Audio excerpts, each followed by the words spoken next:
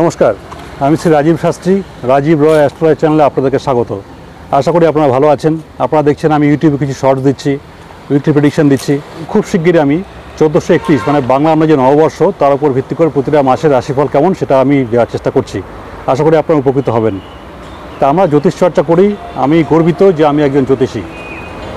জ্যোতিষ আমার জ্ঞান, ভালোবাসা সবটাই, কিন্তু জ্ঞানী হতে আমি পারিনি। এখন কথা হচ্ছে জ্যোতিষ ব্যাপারটা নিয়ে আমাদের একটা রহস্যময় ব্যাপার আছে।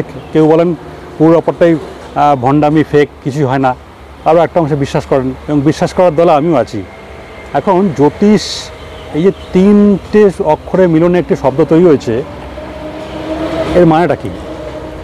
এর মধ্যে যদি আমি ভাগ করে নিই তাহলে জ্যোতি এবং স। জ্যোতি মানে কি? আলো বা আলো আর আভা, তার মানে একটা আলোময় বিষয় যুক্ত হয়ে গেল। আর মূর্ধন্য স, তার মানে হচ্ছে অনুসন্ধানকারী যিনি ব্যক্তি তিনি মূর্ধন্য স।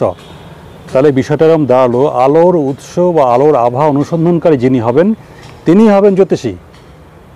আমি জ্যোতিষীদের আগে বলেছি যে অনেকে বিশ্বাস করতে চান না, তার কিছু কারণ। এটি সমুদ্রশাস্ত্র, যতটা সাঁতার কাটা যাবে ততটা এগোনো যাবে ততটাই, এর শেষ বলে কিছু নেই। এখন মূলত 12টা রাশি, 9টি গ্রহ এবং 27টি নক্ষত্র নিয়ে এই জগৎটা মূল বিষয়টা আর কি। তবে একটি বিধিমতো আছে, এটা হচ্ছে আরেকটি নক্ষত্র ধরা যায়, তাকে বলা হয় অভিজিৎ।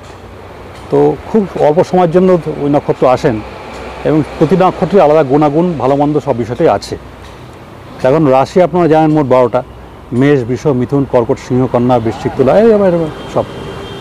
আর গ্রহ 9টি, রবিচন্দ্র, বুধ, শুক্র, মঙ্গল, বৃহস্পতি, শনি এবং 2টি চলমান গ্রহ, কাল্পনিক গ্রহ, ধূম্র গ্রহ, তার নাম হচ্ছে রাহু, কিন্তু একে অপরের বিপরীত দিকে থাকে।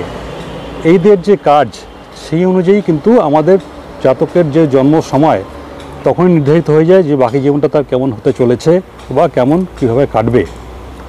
তো এই গ্রহ যে সময় জন্মগ্রহণ করলেন কোনো জাতক, তার গ্রহের পরিস্থিতি, নক্ষত্রের পরিস্থিতি এবং রাশি ওখান থেকে বিচার হয়ে যায় এবং আগামী দিনে বোঝা যায় সে কীভাবে কী করতে চলেছে, তার জীবনটা কোন দিকে বইবে, ভালো না মন্দ, পড়াশোনা, শিক্ষা, আর্থিক দিক, বিবাহ, শারীরিক কন্ডিশন, এই সবটা মিলিয়েই কিন্তু আমরা বিচার করে থাকি।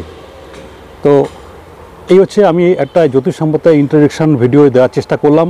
আগামী দিনে আরও ডিপে যাব, সেই হলো।